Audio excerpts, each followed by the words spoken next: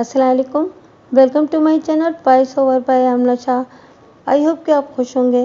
कहानी शुरू करने से पहले आपसे रिक्वेस्ट है कि अगर आपको मेरा कंटेंट पसंद आता है तो प्लीज़ मेरे चैनल को सब्सक्राइब करें।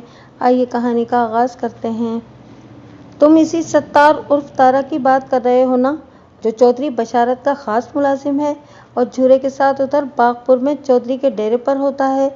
मैंने तस्दीक तलब अंदाज में इस्तफसार किया। इसके हाथ पाँव और कद काठ बिल्कुल जिनों जैसा है। जी हाँ वही, वो इस बात में गर्दन हिलाते हुए बोला। तारा ने तुमसे ये सब क्यों कहलवाया था? ये तो मुझे पता नहीं जनाब। उसने तुमसे कहा क्या था? मैंने कुरेदने वाले अंदाज में पूछा। मतलब ये कि उसके अल्फाज क्या थे? तारा ने मुझसे कहा था कि अगर पुलिस वाला गूंगा और रुखसाना की गुमशुदगी के बारे में पूछगछ करने बस स्टैंड पर आए तो मैंने उसे बताना है कि गूंगा पहलवान एक बुर्कापोश औरत के साथ 17 मई की सुबह 9 बजे लाहौर जाने वाली बस पर सवार हुआ था। उसने मेरे सवाल के जवाब में बताया। फिर तारा ने मुझे 50 रुपये दिए और कहा कि ये मेरा ज़बान बंद रखने का इनाम है। बस जी, मैं इससे ज़्यादा और कुछ नहीं जानता। अगर मुझे पता होता कि ये 50 रुपये लेकर मैं किसी मुसीबत में फंस जाऊंगा तो अल्लाह की कसम मैं ये गलती कभी ना करता। तुमसे ये गलती सरजद हो चुकी और तुमने तारा के खिलाफ ज़बान भी खोल दी है। मैंने ठहरे हुए लहजे में कहा। लेकिन ये नहीं समझना कि मैं आंखें बंद करके तुम्हारी बात का यकीन कर लूँगा। जब तक तुम्हारे बयान की तस्दीक नहीं हो जाती तुम इधर हवालात ही में रहोगे। हाँ, मैं वादा करता हूँ कि अब तुम्हें कोई एक चपेड़ भी नहीं मारेगा। वो डरी सहमी नज़र से मुझे तकने लगा और मैं अपने कमरे में आ गया। हवलदार बशीर हुसैन को बुलाकर सूरत हाल से आगाह किया। फिर तहकमाना अंदाज में कहा, तुम किसी कांस्टेबल को साथ लेकर फौरन बागपुर रवाना हो जाओ और चौधरी के डेरे से सत्तार उर्फ तारा को गिरफ्तार करके मेरे पास ले आओ। अगर वो गिरफ्तारी देने में किसी हीलो हुज्जत से काम ले तो तुम अपनी मर्जी से इस पर किसी भी डिग्री का इस्तेमाल कर सकते हो। समझ गया मलिक साहब, वो बड़े एतमाद से बोला। मैं अपने साथ कांस्टेबल मोहम्मद यूसुफ को लेकर जा रहा हूँ। इंशाल्लाह 1 से 1.5 घंटे के अंदर अंदर तारा हमारे थाने की हवालात में होगा। तारे को याकूब वाले कमरे में नहीं रखना, मैंने ताकीदी अंदाज में कहा। तारे को किसी भी कीमत पर यह पता नहीं चलना चाहिए कि याकूब हमारे कब्जे में है। आप फिक्र ही ना करें, वो सीने पर हाथ रखकर बोला। आपके हुक्म की तामील की जाएगी। हवलदार के जाने के बाद कांस्टेबल असद अली मेरे पास आ गया। इस केस में मैं असद अली के हमरा सबसे ज़्यादा सरगर्म अमल रहा था। मेरे सामने बैठने के बाद उसने पूछा, मलिक साहब, याकूब ने झूठ क्यों कहा और उसके झूठ बोलने की क्या वजह बताई है उसने? मैंने उसे सारा माजरा कह सुनाया। मैं तो इस नतीजे पर पहुंचा हूं कि या तो तारा गूंगा और रुखसाना की गुमशुदगी का जिम्मेदार है और या फिर वो अच्छी तरह जानता है कि वो दोनों कहाँ गायब हैं। असद अली ने गहरी संजीदगी से कहा। मैं भी इसी डगर पर सोच रहा हूँ, मैंने ताईदी अंदाज में गर्दन हिलाते हुए कहा। अब ये बात समझ में आ रही है कि तारा ही ने खाली टांगे को लाहौर जाने वाली सड़क के किनारे इस दरख्त के नीचे खड़ा किया था और सड़क की दूसरी जानिब चलते हुए वो बागपुर की सिमत बढ़ गया था। खोजी बाबा जलालुद्दीन का इल्म सच्चा और तजुर्बा अटल है। वो तो बारिश ने खुरे वाले मिशन का सवा सत्यानाश मार दिया, वरना बाबा जलाल ने इस हकीकत का पता चला लेना था कि गैर मामूली बड़े पाँव वाले इस बंदे की मंजिल क्या थी। खैर, मैंने एक बोझल सी सांस खारिज की, फिर इजाफा करते हुए कहा, एक बार तारा मेरे खत्ते चढ़ जाए फिर दूध का दूध और पानी का पानी अलग हो जाएगा। ये केस हमारे लिए उगदाए ला यनल बनकर रह गया है। मैं इस मामले को जल्द से जल्द निपटाने का मुतमन्नी हूँ। मलिक साहब, मैं आपके ज़ेरे निगी हूँ और मेरी ख्वाहिश आपसे मुख्तलिफ नहीं है, वो पुरसोच अंदाज में बोला। चौधरी बशारत का पालतू सांड तारा एक लहीम शहीम इंसान है। अगर इसकी ठीक ठाक खातिरदारी कर दी जाए तो मुझे यकीन है कि वो सब कुछ बक देगा। बात के इख्तिताम पर असद का लहजा खासा कड़वा बल्कि जहरीला हो गया था। तारा के हवाले से हासिल होने वाली ताज़ा तरीन मालूमात ने असद अली के दिमाग का दर्जा हरारत खासा बढ़ा दिया था और इसी गुस्से में वो बार बार अपने दांत भी पीस रहा था। उसकी ज़हनी हालत को देखकर बड़े वसूख से कहा जा सकता था कि अगर इस वक्त तारा उसके हत्थे चढ़ जाए तो वो इसकी मुंडी मरोड़ डालेगा। हम दोनों लगभग 1 घंटे तक बैठे रुखसाना और गूंगा पहलवान की पुरस्कार गुमशुदगी के बारे में गुफ्तगू करते रहे। असर की अजान के वक्त हवलदार बशीर हुसैन की वापसी हुई اور یہ واپسی خالی ہاتھ تھی۔ میرے استفسار پر اس نے بتایا، ملک صاحب آج صبح چودھری صاحب نے طارق کو سرگودا بھیج دیا ہے۔ وہاں چودھری بشارت کی بڑی بیٹی سلطانہ کی سسرال ہے۔ تارا ان لوگوں کو اپنے ساتھ لے کر باغپور آئے گا۔ یہ بات میرے علم میں تھی کہ 3 سال پہلے چودھری بشارت علی کی بڑی بیٹی سلطانہ کی شادی موضع حبیب نگر ضلع سرگودا کے ایک زمیندار محمود الحسن سے ہوئی تھی۔ محمود الحسن سے سلطانہ کے 2 بچے تھے، 2 سالہ عدنان اور 1 سالہ رفعت۔ سلطانہ اپنے گمشدہ بہن رخسانہ سے 6 سال بڑی تھی۔ وہ اس وقت لگ بھگ 24 سال کی تھی۔ تارا کی واپسی کب تک ہے؟ میں نے سرسراتی ہوئی آواز میں حوالدار سے پوچھا۔ مجھے پتہ چلا ہے کہ وہ لوگ کل دوپہر تک باغپور پہنچ جائیں گے، بشیر حسین نے جواب دیا۔ کل کا انتظار کرنے کے سوا اب ہمارے پاس اور کوئی چارہ نہیں ہے، اسد علی نے متاسفانہ انداز میں کہا۔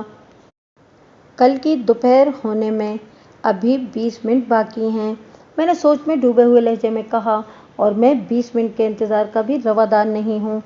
میں سمجھا نہیں ملک صاحب۔ حوالدار نے استجابیہ نظر سے میری طرف دیکھا اور کہا، آخر آپ نے ایسا کیا سوچ لیا ہے؟ اگر آپ کے ذہن میں کوئی انقلاب آفریں منصوبہ ہے تو ہمیں بھی بتائیں، اسد علی نے معتدل انداز میں کہا۔ ہم آپ کے ہر حکم پر سر دھڑ کی بازی لگانے کو تیار ہیں ملک صاحب۔ تم اور چودھری بشیر حسین ابھی اور اسی وقت سرگودا روانہ ہو جاؤ، میں نے حتمی انداز میں کہا۔ کل کا سورج طلوع ہونے سے پہلے میں تارا کو حوالات میں دیکھنا چاہتا ہوں۔ اگر پبلک ٹرانسپورٹ نہ ملے تو پرائیویٹ کار یا ویگن کا بندوبست کرو۔ اس سلسلے میں اخراجات کی پرواہ نہ کی جائے۔ ہم اس مہم پر خرچ ہونے والا ایک ایک پیسہ میں سود چودھری بشارت سے وصول کریں گے۔ مجھے یقین ہے کہ اگر تارا ہمارے قابو میں آ گیا تو ہم بآسانی گونگا اور رخسانہ تک پہنچ جائیں گے۔ اسد علی اور بشیر حسین نے میری بات کے اختتام پر معنی خیز نظر سے ایک دوسرے کو دیکھا، پھر بیک زبان ہو کر بڑے اعتماد سے بولے، ملک صاحب ہم آپ کو مایوس نہیں کریں گے۔ میں نے مطمئن انداز میں گردن ہلا دی۔ سیانے کیا خوب کہہ گئے ہیں، تگڑا دیکھ کر ڈرو نہیں تے ماڑا دیکھ کر لڑو نہیں۔ ستار عرف تارا کی ذات اسی محاورے کی عکاس تھی۔ قد کاٹ اور ڈیل ڈول سے وہ دیو کے مانند دکھائی دیتا تھا، مگر گوشت کے اس پہاڑ کے سینے میں کسی چڑیا کا دل رکھا ہوا تھا، کم ہمت، بزدل اور کمزور اعصاب۔ یہی سمجھ میں آیا کہ اس کا رعب تاب اور دہشت دراصل چودھری بشارت کی پشت پناہی کی وجہ سے تھی، ورنہ اس کی اوقات کسی چوہے سے زیادہ نہیں تھی۔ حوالدار بشیر حسین کے ہنر نے محض 15 منٹ میں تارا کو گھٹنے ٹیکنے پر مجبور کر دیا تھا۔ اس وقت رات کے 3 بج رہے تھے۔ تکنیکی اعتبار سے 21 مئی کی شروعات ہو چکی تھی، لیکن مذکورہ تاریخ کا سورج طلوع ہونے میں ابھی چند گھنٹے باقی تھے، اور آج ویسے بھی جمعۃ المبارک تھا۔ یہ دن میرے لیے بھی مبارک ثابت ہونے جا رہا تھا، کیونکہ تارا نے گونگا پہلوان کے قتل کا اقبال جرم کر لیا تھا۔ گونگا جانا مانا ہوا شہزور تھا۔ میں نے تکلیف سے کراتے ہوئے تارا سے سوال کیا، تمہارے جیسا ڈرپوک انسان گونگے کو موت کے گھاٹ اتارنے میں کیسے کامیاب ہوا؟ گونگا کے وہم و گمان میں بھی نہیں تھا کہ میں اس کے ساتھ کیا کرنے والا ہوں، اس لیے وہ بے خبری میں مارا گیا، تارا نے بتایا۔ اس کام کو سر انجام دینے کے لیے جھورے نے بھی میرا بھرپور ساتھ دیا تھا۔ اور گونگے کی لاش کا تم نے کیا کیا؟ میں نے جھورے کی مدد سے گونگے کی لاش کو گھسیٹ کر ڈیرے کے نزدیک واقع ایک متروک کنویں میں پھینک دیا تھا، وہ ندامت بھرے لہجے میں بولا۔ میں نے اور جھورے نے جس مقام پر یہ کارروائی کی وہ ڈیرے کے عقب میں ہے۔ اس طرف کچے راستے کی دونوں جانب کھیتوں میں فصل کی کٹائی کا کام مکمل ہو چکا ہے، لہٰذا ادھر کوئی بندہ بشر نہیں جاتا۔ بعد ازاں میں نے ہی ٹانگے کو نیم پختہ سڑک کے کنارے درخت کے نیچے پہنچا دیا تھا، تاکہ یہی تاثر ملے کہ گونگا اور رخسانہ لاہور کی طرف نکل گئے ہیں۔ یعقوب نے بھی میری ہدایت کے مطابق ہی آپ کے سپاہی سے جھوٹ بولا تھا۔ صبح ہو جائے پھر میں اس متروک کنویں سے گونگے پہلوان کی لاش کو نکلوا لوں گا۔ میں نے کرخت لہجے میں پھر پوچھا، یہ بتاؤ گونگا پہلوان سے تمہاری ایسی کیا دشمنی تھی کہ تم نے اس کی جان لے لی؟ اور میں یہ بھی جاننا چاہتا ہوں کہ تم نے چودھری بشارت علی کی بیٹی کے ساتھ کیا کیا ہے؟ رخسانہ بھی 17 مئی کی صبح ہی سے غائب ہے۔ تھانے دار صاحب میں تو حکم کا غلام ہوں، وہ عجیب سے لہجے میں بولا۔ میری نہ تو کسی سے دشمنی ہے اور نہ ہی کسی سے دوستی، اور وہ جو میں نے رخسانہ کے بارے میں پوچھا ہے، میں نے سوالیہ نظر سے اسے گھورا، کیا تم نے اس کا قصہ بھی تمام کر دیا؟ میں رخسانہ بی بی کو غضب پہنچانے کے بارے میں سوچ بھی نہیں سکتا۔ وہ ایک لفظ پر زور دیتے ہوئے بولا، میں یہ نہیں پوچھوں گا کہ تم کس کے حکم کے غلام ہو، کیونکہ میں تمہارے آقا کے بارے میں جانتا ہوں۔ میں نے مضبوط لہجے میں کہا، بس اتنا بتا دو کہ رخسانہ اس وقت کہاں ہے۔ میں رخسانہ بی بی کے بارے میں کچھ نہیں جانتا، وہ جلدی سے بولا۔ وہ جہاں بھی ہے خیریت ہی سے ہوگی۔ جب تم نے گونگے کو جھورے کی مدد سے ٹھکانے لگایا تو اس وقت رخسانہ گونگے کے ساتھ ہی تھی۔ تمہیں پتہ ہونا چاہیے کہ وہ ٹانگے سے اتر کر کہاں گئی تھی۔ میں اپنے آقا کے حکم کی تعمیل میں لگ گیا تھا، وہ سپاٹ آواز میں بولا۔ میں نے رخسانہ بی بی پر دھیان نہیں دیا اور یہی سچ ہے۔ یقین کریں یا نہ کریں یہ آپ کی مرضی ہے۔ تمہیں یہ تو یقین ہے نا کہ رخسانہ زندہ ہوگی؟ جی تھانے دار صاحب، وہ پروسوکھ انداز میں بولا۔ تم نے یہ جاننے کی کوشش نہیں کی کہ تمہارے آقا نے گونگے کو کیوں ٹھکانے لگوا دیا؟ میں نے چپتے ہوئے لہجے میں سوال کیا۔ اگر کوئی غلام اپنے آقا کے فرمان پر غور و فکر کرنے بیٹھ جائے تو پھر وہ حکم کی تعمیل کیسے کرے گا؟ وہ معنی خیز انداز میں بولا۔ کیا تمہیں کچھ اندازہ بھی ہے کہ تمہاری یہ پراسرار گفتگو چودھری بشارت علی کو بہت بڑی مشکل میں ڈالنے والی ہے؟ میں نے اس کی آنکھوں میں آنکھیں ڈال کر پوچھا۔ تم نے جو بھی کیا وہ تمہارے آقا کے خلاف جائے گا، کیونکہ تم نے اپنے آقا کے حکم پر گونگا پہلوان کو موت کے گھاٹ اتارا ہے۔ تھانے دار صاحب، آپ کیسی باتیں کر رہے ہیں؟ وہ الجھن زدہ نظر سے مجھے دیکھتے ہوئے بولا۔ میں نے آپ سے یہ کب کہا ہے کہ میں نے گونگے کو چودھری بشارت علی کے حکم پر قتل کر کے متروک کنویں میں پھینک دیا ہے؟ میں نے ابتدا میں لہیم شہیم تارا کو جتنا کم ہمت اور کمزور اعصاب کا مالک سمجھ لیا تھا وہ ویسا تھا نہیں۔ رفتہ رفتہ اس کا ٹیلنٹ کھل کر سامنے آ رہا تھا۔ اس وقت وہ بات چیت کی پچ پر جتنا سنبھل کر بیٹنگ کر رہا تھا، اس سے بخوبی یہ اندازہ قائم کیا جا سکتا تھا کہ وہ ایک منجھا ہوا بلے باز تھا۔ یکایک مختلف زاویہ لمحات نے میرے ذہن میں ایک سنسنی خیز سوالات کو تشکیل دیا۔ کیا تارا کسی سوچے سمجھے منصوبے کے تحت مجھ سے وہ باتیں کر رہا تھا؟ تو پھر کون ہے تمہارا آقا؟ میں نے سرسراتی ہوئی آواز میں استفسار کیا۔ چھوٹے چودھری صاحب، وہ انکشاف انگیز لہجے میں بولا۔ میری معلومات کے مطابق چودھری بشارت علی کی 4 اولادیں تھیں، 2 بیٹے اور 2 بیٹیاں۔ چھوٹے چودھری سے تارا کی مراد چودھری بشارت کے بیٹوں میں سے کوئی ایک تھا۔ باغپور کی حویلی میں چھوٹے چودھری صرف 2 ہیں، چودھری امانت علی اور چودھری دیانت علی۔ میں نے چودھری بشارت کے دونوں بیٹوں کے نام لینے کے بعد تارا سے پوچھا، تمہارا آقا ان میں سے کون ہے؟ چودھری دیانت علی، وہ بڑے اعتماد سے بولا۔ بے ساختہ میں نے سوال کیا، چودھری دیانت کو گونگے سے کیا بیر تھا؟ اور گونگے کو ٹھکانے لگوانے کے بعد اس نے رخسانہ کے ساتھ کیا کیا؟ وہ لڑکی کہاں غائب ہے؟ یہ بات آپ مجھ سے پہلے بھی پوچھ چکے ہیں تھانے دار صاحب، وہ میری طرف دیکھتے ہوئے بوجھل آواز میں بولا، اور میرا جواب وہی ہے کہ میں تو حکم کا غلام ہوں سرکار، اور غلام اپنے آقا سے سوال کرتے ہیں اور نہ ہی آقا کے معاملات کی ٹوہ میں رہتے ہیں۔ تارا میری توقع سے زیادہ گہرا ثابت ہو رہا تھا۔ اس کے موجودہ انداز نے اس کے ابتدائی تاثر کی نفی کر دی تھی۔ اس نے ابھی تک جتنی زبان کھولی تھی اس سے خاصی اہم معلومات حاصل ہوئی تھیں، لیکن یہ بھی طے تھا کہ اس نے ابھی بہت کچھ اپنے اندر دبا رکھا تھا جس کی برآمدگی کے لیے انگلی کو ٹیڑھا کرنے کی ضرورت تھی۔ میں نے تارے کو حوالات میں چھوڑا اور بشیر حسین کو ایک طرف لے جاتے ہوئے کہا، رات تقریباً گزر چکی ہے، تمہاری نیند کا کیا حال ہے؟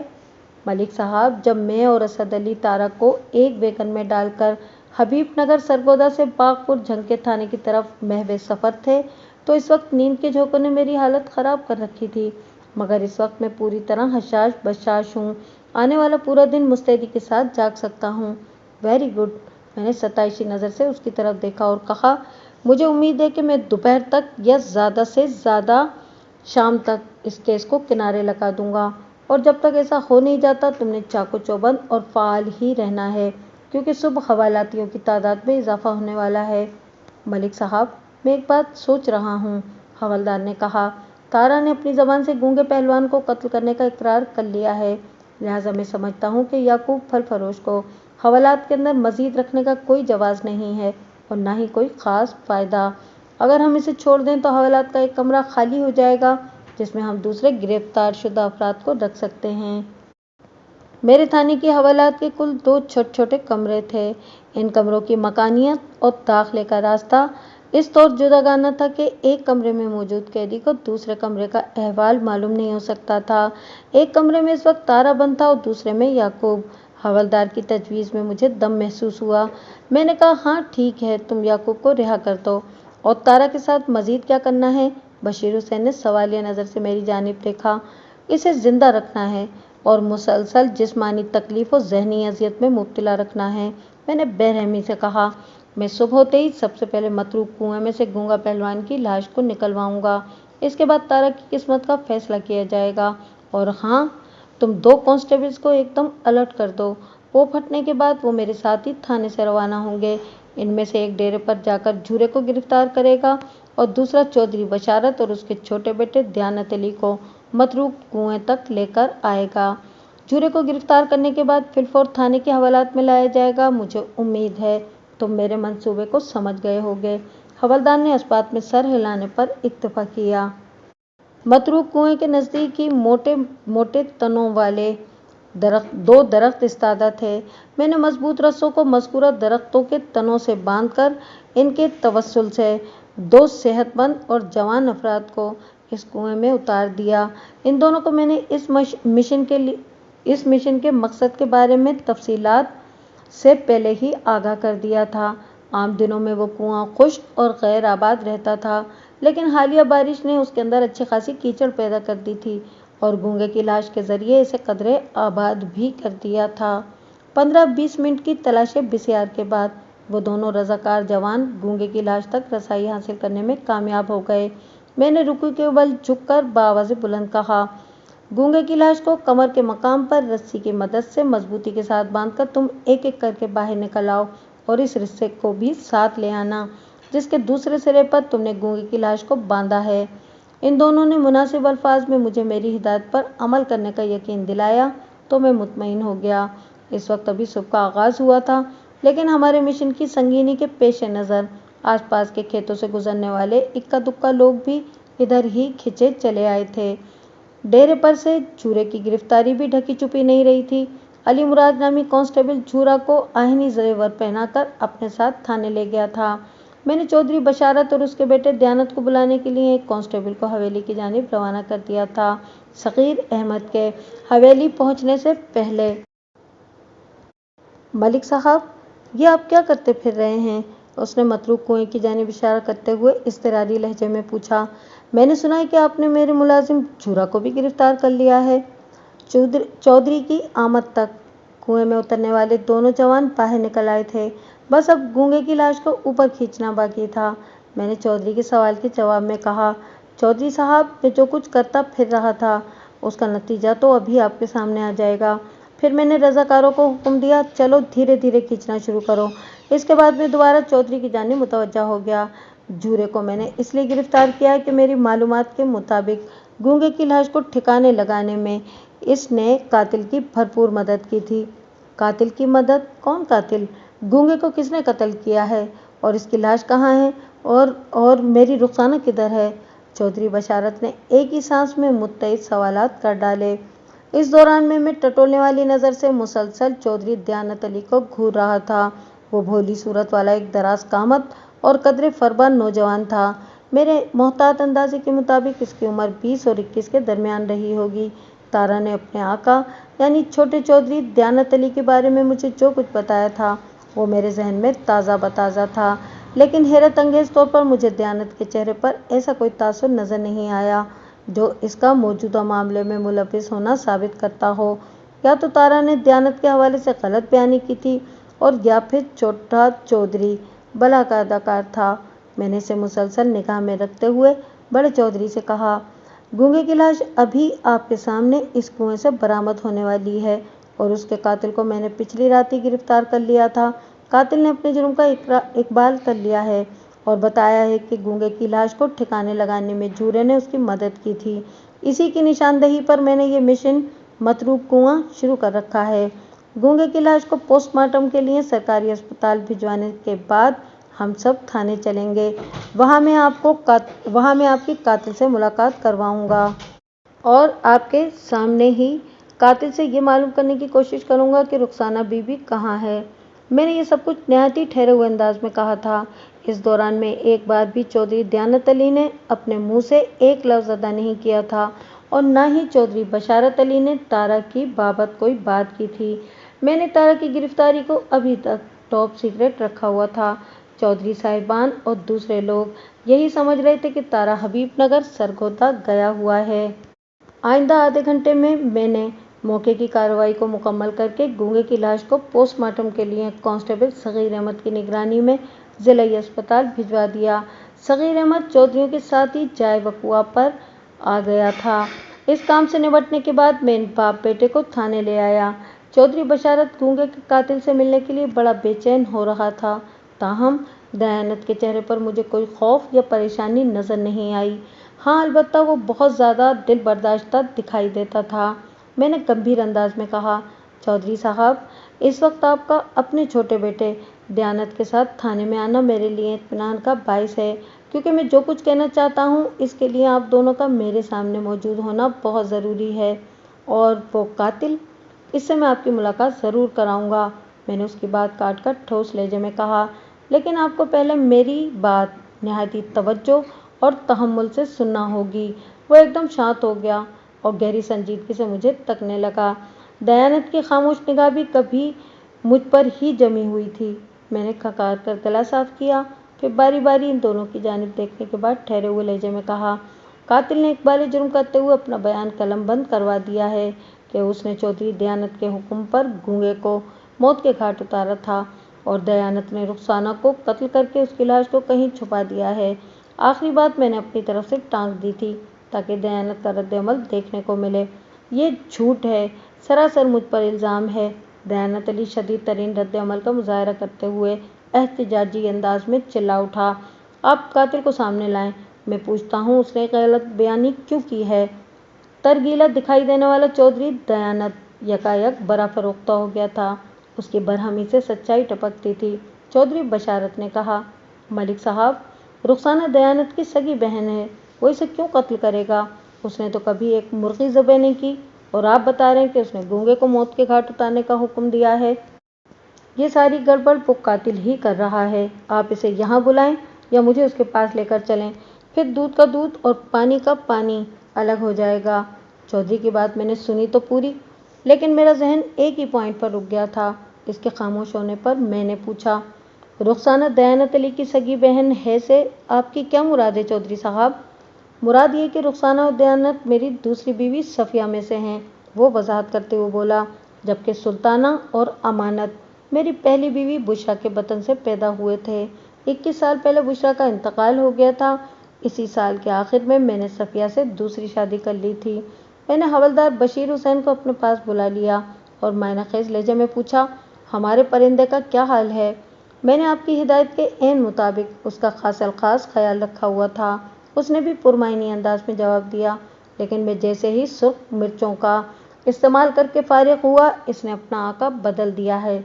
तो क्या अब वो ये कह रहा है कि, मैंने सनसनाते हुए लहजे में इस्तफसार किया, उसने चौधरी बशारत के हुक्म पर गूंगे को मौत के घाट उतारा है।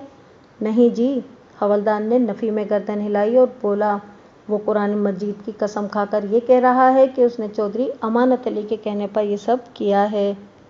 वो बदबख्त कातिल आखिर है कौन। चौधरी बशारत अली ने बेहद गुस्सीले लहजे में कहा और उठकर खड़ा हो गया, मैं इस नामुराद का टेटुआ दबा दूंगा। उसकी इतनी हिम्मत कि मेरे बेटों पर इतने घिनौने इल्ज़ामात लगा रहा है। आराम से बैठ जाएं चौधरी साहब, मैंने चौधरी बशारत की आंखों में देखते हुए तल्ख लहजे में कहा, वो बदबख्त और नामुराद कोई गैर नहीं बल्कि आपका अपना है। अपना कौन। चौधरी बशारत ने बिफरे हुए अंदाज में पूछा। मैंने हवलदार को इशारा किया कि वो तारा को ले आए। अक्सर लोग पुलिस की तफ्तीश के तरीक़ाकार पर तनकीद करते हुए इसे जालिमाना, बहीमाना और न जाने कौन कौन सी माना करार देते रहते हैं, लेकिन ऐसे नक्कादों को ये बात भी जहन में रखनी चाहिए कि मुजरिम ऐसे भी बीबे बंदे नहीं होते कि एक तमाचा खाने के बाद वो अपने जुर्म की पूरी हिस्ट्री उगल दें। हमें मुजरिम की ज़बान खुलवा कर सच्चाई तक रसाई हासिल करने के लिए बाज़ औक़ात सख्ती से भी काम लेना पड़ता है। हाँ, ये ज़रूरी है कि बसा औक़ात ये सख्ती हद से तजावुज़ कर जाती है, लेकिन बहरहाल नताइज भी देती है। جیسے کہ مرچوں کا استعمال بندے کے 14 طبق گل کر دینے والے طلسماتی اثرات نے تارا کو 100% سچ بولنے پر مجبور کر دیا تھا۔ چودھری امانت علی اگرچہ اپنے مزاج کے اعتبار سے بہت اوکھا، جوشیلا، غصہ ور اور فطری طور پر نہایت ہی چالاک، ہوشیار اور کینہ پرور تھا، لیکن ناز و نعیم میں پلنے کے سبب وہ انتہائی سخت جان نہیں تھا کہ اس کی زبان کھلوانے کے لیے 3rd ڈگری کی ضرورت پیش آتی۔ اس نے بڑی شرافت سے رخسانہ کی جان لینے کا اعتراف بھی کر لیا تھا۔ پولیس کی کسٹڈی میں اس نے جو بیان قلم بند کروایا وہ سنسنی خیز، رونگٹے کھڑے کر دینے والا اور غور طلب تھا۔ میں اس کا خلاصہ آپ کی خدمت میں پیش کرتا ہوں۔ امانت علی نے اپنی سوتیلی ماں صفیہ کو گونگا پہلوان کے ساتھ نازیبا حالت میں دیکھ لیا تھا۔ بعد ازاں اسے یہ بھی پتہ چلا کہ گونگا دھیرے دھیرے رخسانہ کو بھی اپنے دامِ حوث میں لانے کی کوشش کر رہا تھا۔ امانت علی اس بات کو برداشت نہیں کر سکتا تھا کہ ایک بد کردار عورت صفیہ اور اس کی اولادیں دیانت و رخسانہ ان کی خاندانی زمین و جائیداد میں حصے دار بنے۔ اس سلسلے میں چودھری بشارت سے بات کرنے کا کوئی فائدہ نہیں تھا، کیونکہ وہ اپنی چہیتی بیوی صفیہ کے خلاف ایک لفظ سننے کو تیار نہیں تھا۔ چنانچہ اس نے اس مسئلے کو اپنے طور پر حل کرنے کے لیے ایک منصوبہ بنایا، جس کے 2 حصے تھے۔ پہلے مرحلے پر تارا کی مدد سے گونگا اور رخسانہ کو ٹھکانے لگا کر اس معاملے میں اپنے سوتیلے بھائی دیانت علی کو پھنسانا تھا تاکہ وہ زندگی بھر کے لیے جیل چلا جائے۔ دوسرے مرحلے میں اس نے صفیہ کا شافی بندوبست کرنا تھا، جس کی نوبت ہی نہیں آئی۔ یہ بتانے کی ضرورت نہیں کہ امانت علی کی نشاندہی پر میں نے ڈیرے کے پچھواڑے والے کھیت کے ایک کونے میں بتائے ہوئے مخصوص مقام کو کھود کر رخسانہ کی لاش بھی برآمد کر لی تھی۔